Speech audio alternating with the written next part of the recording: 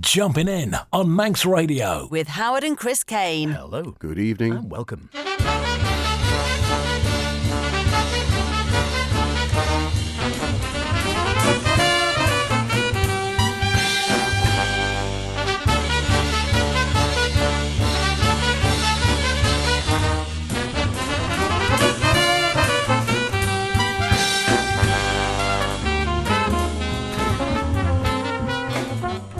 And here we are once again on Sweet and Swing on what it technically is autumn, feels like summer, and some very, very exciting news. If you're a jazz fan, I suppose, it is Jumpin' In, the best in modern and contemporary jazz with myself, H. And me, Chris. Yes, the month of mists and melting and summer fruits and all that stuff, but it's actually baking hot, although the mist is certainly around. And if you look in the shops, so are the Christmas and the Halloween things, but here you are, forget Halloween, it's Hop Tune. That's what you should be, dig your moots out, so to speak. And yeah, great show again this evening. We hope the weather stays for the weekend for a change, and all the kids have gone back to school, so you can put your feet up and enjoy the show. Of course, you can always listen again. So what have you got this evening, H? Anything post-holiday blues or something swinging to see you through? Good question. Well, what have we got? I've got some shorter moments. Great collection following the recent death of the wonderful Wayne Shorter, of course. Terrific stuff, that. We're going to be returning to casual, returning to casual, and I've been enjoying the latest from Brian Blade and the Fellowship Band. Yep, and from me, we nip to Iran, we go home, we look down from upstairs, and then we do a little dance. And to get us going, here's Tabriz.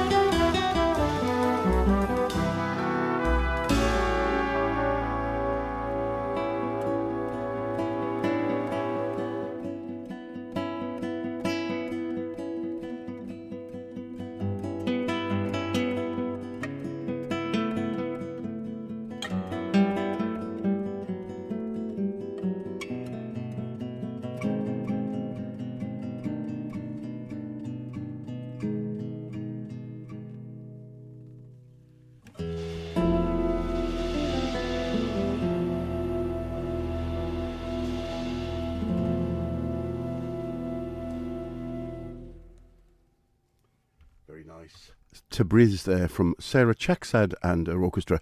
Yet another big band come full orchestra. Isn't it great that this music has been kept alive, particularly when it's so expensive to do it? Sarah Chaksad, if you don't know her, is a Swiss composer, saxophonist and writer and band leader from Basel in Switzerland, but her family hail from Tabriz, as you might have guessed, which is a city in northwest Iran, where her father hailed from. That album, very nice, the second one with the big band. She'd done a number of highly regarded small group albums, and turned her hand to composition and running a larger orchestra.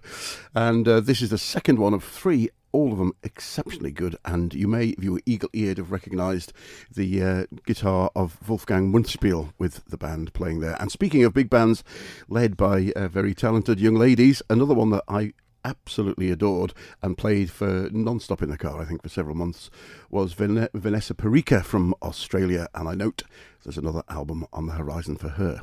You heard it here first. Yes, look out. Also, you probably haven't heard it here first, but yes, we are indeed celebrating the fact, and we'll have a track later on, of the jazz has finally been recognised by the Mercury Prize winners. I don't know how many, but I think the first time I saw the jazz featuring, I think it was Polar Bear. Bearing in mind, I think they disbanded 2 or 3 years ago, and they were up for the Mercury Prize 10 years ago, 12 years ago, 15 years ago. I don't know. I lose track. There's usually a token jazz act in, and every year they play, and people nod and then they disappear into the shadows. But this year, the Ezra Collective reigns supreme, and yes, we'll mention that a bit later on and be ending up with a celebratory dance with them later on. Well done, jazz making it to the Mercury Prize at last, only taken 2 decades. For me now, this is one I've been enjoying too quite recently. Shorter Moments. Of course, the great Wayne Shorter died. Well, not that long ago, was it? Was it earlier this year? Last year? I lose track now. Last year, was it? Yeah, time flies, doesn't it? And he just seemed such a sort of universal citizen. You thought he'd be there forever, but sadly, none of us ever are. And a lovely one from Positone, as I say, mourning the recent passing of Master Wayne Shorter and wishing to honour his wonderful and inspirational music. They say the musical offering originally intended when they were putting it together as a celebration of his 90th birthday, but instead they say a bouquet of auditory rosebuds. And it's basically a collection of music, of Wayne's music, played by a whole host of different artists from different albums. So you've got the likes of Art Hirahara, we've got Alex Sipiagan, we've got Ed Cherry, we've got Blue Moods, Wayne Escoffery, etc. We're going to hear Pinocchio with Willie Morris.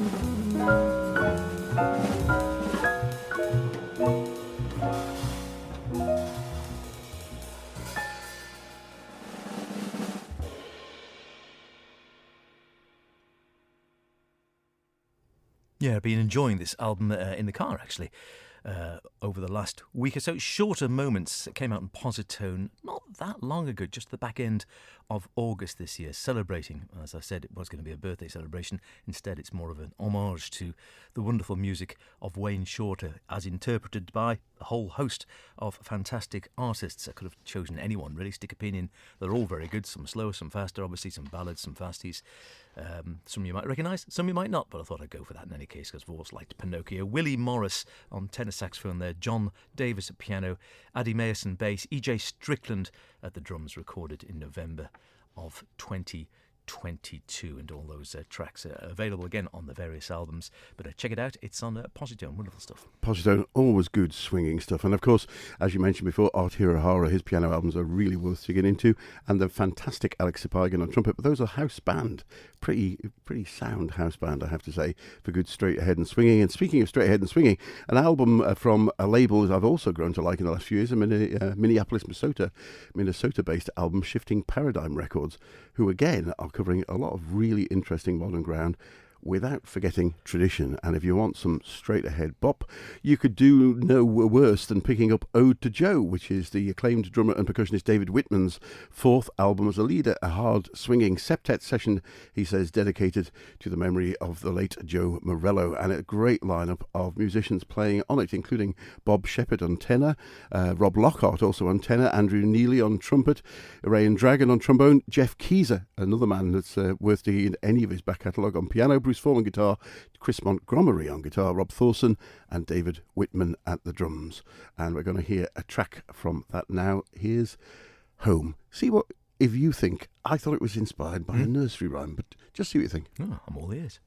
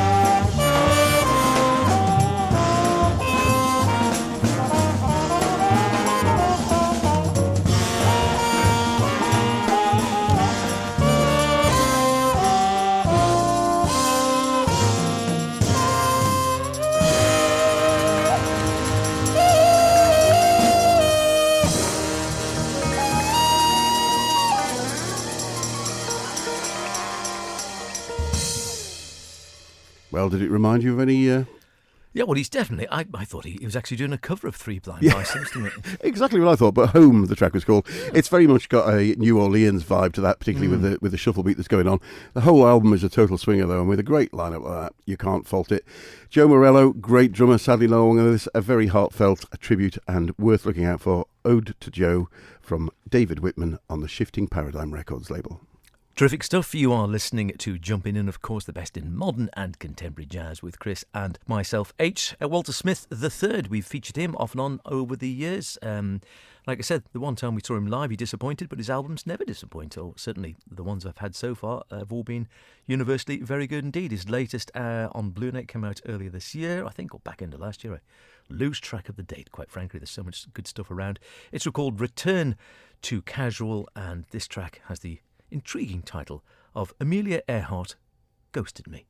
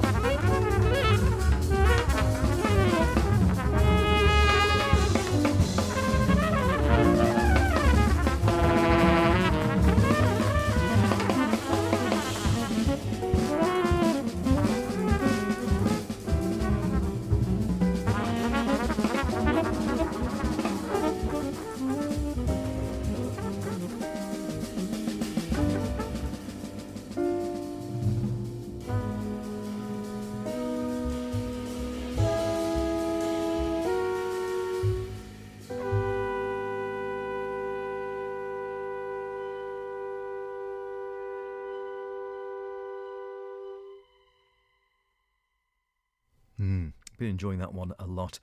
Amelia Earhart Ghosted Me, Walter Smith the Third and his band. Walter Smith on a tenor sax, of course. Taylor Agisti on piano. Ambrose Akamurezi on the trumpet, another great Blue Note trumpet star there. Matt Stevens, guitar.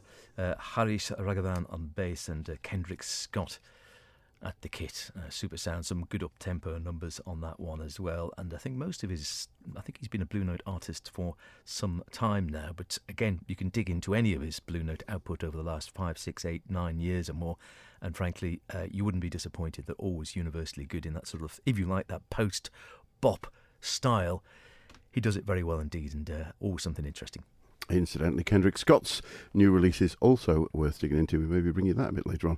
And strangely enough, from me, having just had a drummer, I've got yet another drummer. These should be in your remit, really, H. And someone who has been on the scene for many years, although quite often, as is the problem of being a highly respected and much sought-after session musician, not always in the spotlight. So he's largely been in other people's spotlights, I suppose.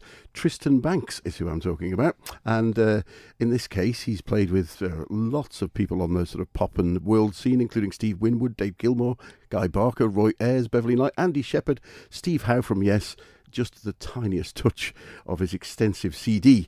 And The View from Above is released from last year. It's been built on a 30-plus year career of playing these great styles, and it goes sort of through straight-ahead Latin fusion. One thing it does, it's a rip-roaring one that goes all the way through it. And in fact, the album from start to finish is pretty well served and up-tempo. And he's got a number of good friends along with him. Paul Booth on sax and clarinet, John Crawford on piano, David Mantovani on bass. And the drummer's vision, he says, was to push an acoustic jazz quartet to the limit, reimagine the possibilities. Here's the title track, View from Above.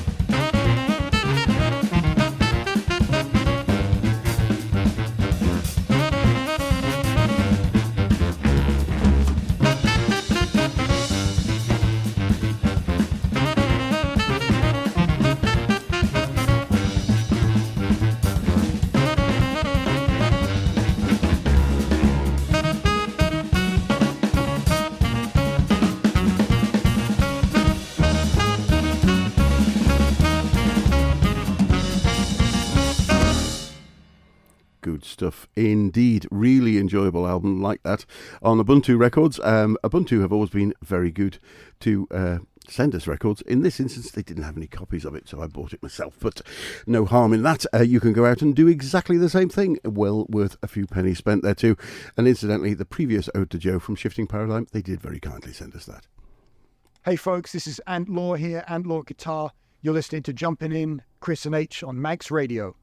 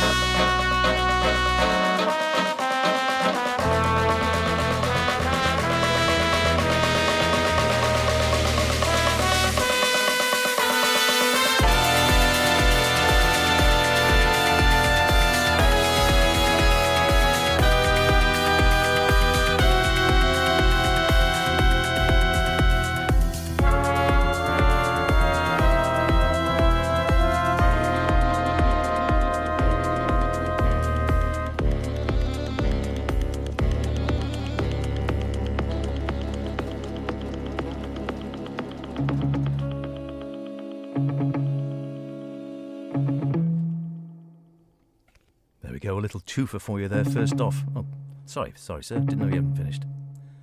I'm morphing into Ian Cott here. You'll be in trouble for that. You just don't know where it's going to stop. First off there, we had Brian Blade and the Fellowship Band, King's Highway, their latest, also on Blue Note, on a Blue Note's special tonight. Again, 5, 6 albums or more, 7 albums. I've lost track of how many albums they brought out, but the Fellowship Band, that wonderful mix of sort of gospel, jazz, post-bop, a little bit of folk in there, really great sound, and a really great band as well, recorded back in 2018, that one, and featuring Brian on drums, of course, Melvin Butler, John Coward on piano as well, Kurt Rosenwinkel at guitar, and Marvin Walden on alto sax, Chris Thomas on acoustic bass and bass synth as well. Then after that, one which is not quite out yet. It comes out on the 27th of October. It's the latest from the Jazz Rausch big band called Mahler's Breakdown, and indeed it is a take on Mahler. I think it's the 3rd or 4th on act for the Jazz Rausch big band, and as you can tell, they mix sort of techno and big band and a little bit of swing and rock sort of together, and it's all Mahler. Nobody gets my Fifth Symphony, Gustav Mahler cursed, and the leader of the big band, Roman Sledek, says it was written for techno big bands, but they just didn't exist back in the day in 1904. Interesting stuff.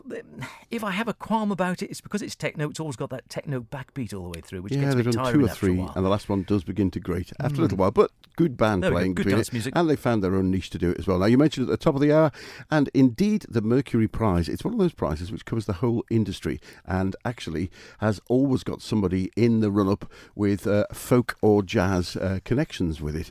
And curiously, for such a big prize, the final sort of part of the decision before they come to the winner is just 12 musicians. Having Jamie Cullum on the board no doubt helps. Last year, as you said, I couldn't remember, it was somebody jazzy. It was Fergus McCready, who had his foot solidly both in the jazz and the folk camp. This year, the Ezra Collective, great for the music, great for them. They said, perhaps coming from a mixture of dance and Caribbean and Afro styles and bringing it all together, they were somebody who brought young people in and getting new young blood in jazz. I have to say, around London, we've featured on the show for years. Here they are with a very well-deserved Victory Dance. Absolutely. And I have to say, I did like the quote from the drummer. Femi Colioso was getting the prize, and he says, "If a jazz band winning the Mercury Prize doesn't make you believe in God, I don't know what will." Amen to that. See you next week.